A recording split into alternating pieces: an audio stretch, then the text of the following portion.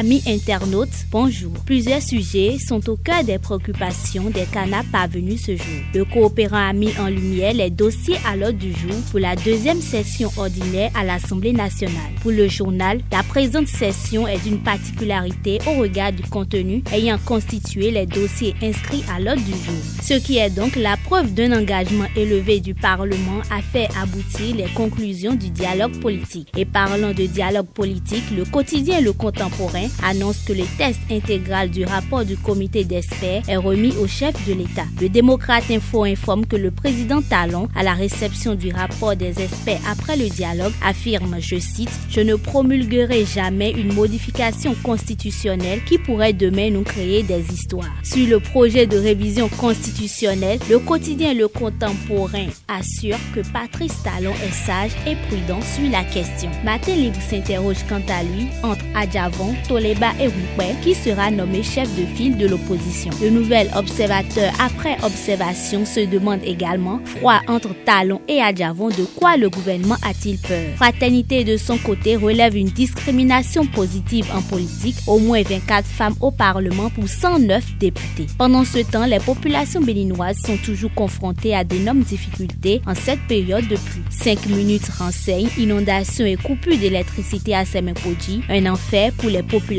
Le nouvel observateur revient avec une nouvelle interrogation, inondation au Bénin tendant nouvelle à famine. Le matinal rapporte quant à lui les actions du gouvernement dans le Mono. Il écrit, crue du fleuve Mono, le gouvernement prend des mesures pour soulager les sinistrés. Un tour dans le secteur de l'éducation où les activités académiques peinent toujours à démarrer faute d'enseignants. Tabarou constate l'absence criante d'enseignants béninois sur le podium du prix de l'enseignant de l'Union africaine 2019. La nation a apporté dans sa parution la réponse du gouvernement pour soulager l'école dans ce déficit en enseignants relevé dans le primaire. Dernière information dans cette revue de presse, Matin Libre annonce que l'ORTB a un nouveau directeur général pas intérim et a le Béninois libéré de préciser que c'est Jean-Philippe Eric Abraham qui est le nouveau directeur général de l'ORTB pas intérim. Fin de cette revue de presse, à demain pour de nouvelles informations.